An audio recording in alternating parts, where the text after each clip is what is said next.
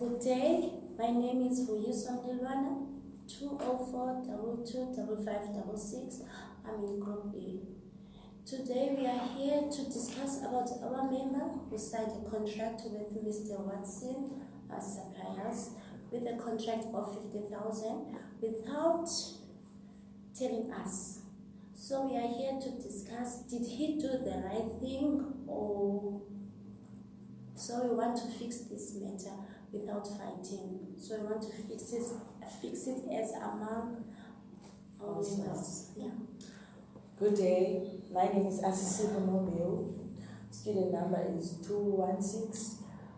216-144-930. I'm also in Group E.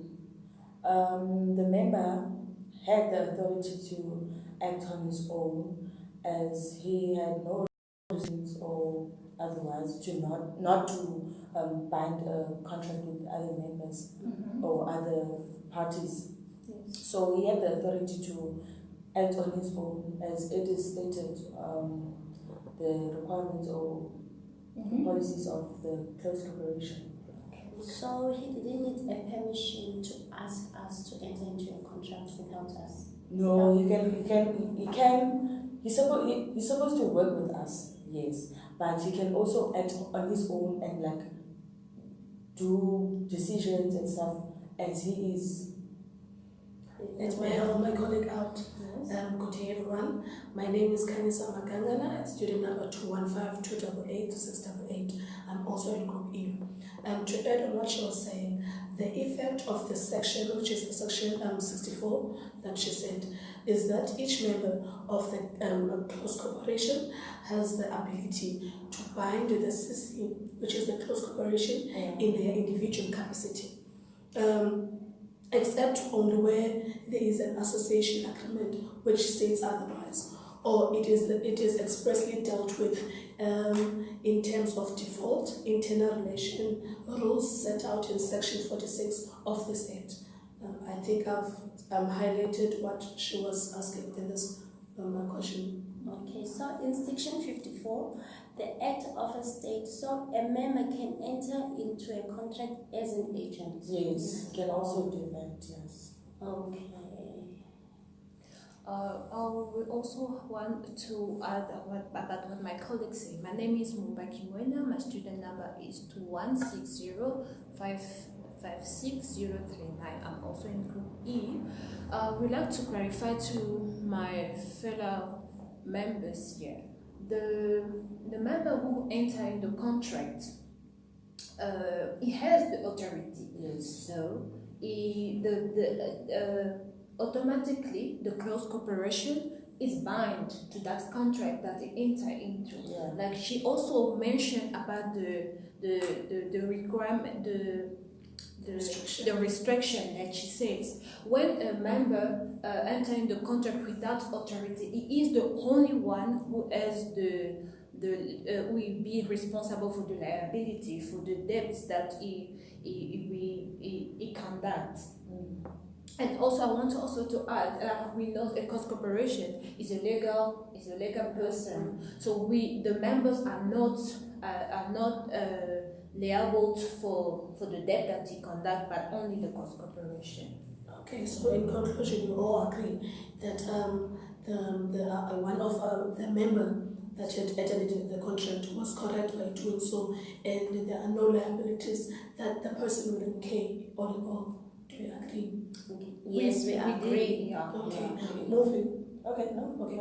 Moving forward then, I would also like us in our meeting to discuss the advantages of a close cooperation and also its disadvantages. And also in after discussing it, we need to also discuss a way forward, if whether we want to keep this close cooperation or just convert it into a company after we've got into those grounds. If we want to change it into a company, how can we, what are the requirements that need to be done so that we can be a company? There must be a simplicity of management. So there's no board of directors. The members act on board of directors, and it is compulsory to the annual general meeting. discussions are usually taken informally in a way around Robin Corn resolution. Okay. Oh, to add on the advantages as well. There are also a liability. There's also liability of tips. In this case, when the company has incurred liabilities, Yes. then we are not liable in paying the liabilities. Meaning that even if we could make a credit and then we find out that our close corporation is not able to pay it back, we are not liable. The close corporation has to pay its own liabilities.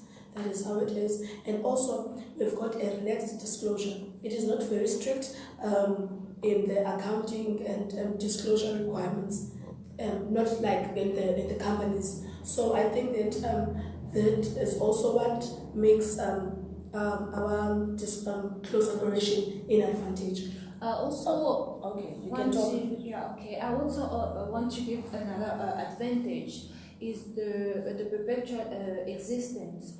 If one of us want to leave the close corporation, or if something happen, one member die, it won't affect the close corporation because the close corporation is a separate legal person. It's another advantage because it's a separate legal person. We are not attached. The member are not really attached to the cross corporation. We are separated. That the word said legal person.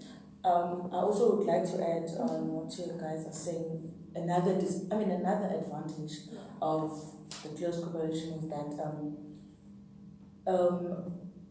members may acquire shares in the company, and that even a member. It's fine, you can help me with that. And another advantage is a conversion. No stamp duty is payable when close corporation is converted into a company. Okay, I think for me, more than anything, we also need to check the disadvantages. And the disadvantage that I've researched and seen that is one of the major problems is that the association agreement is not taken seriously.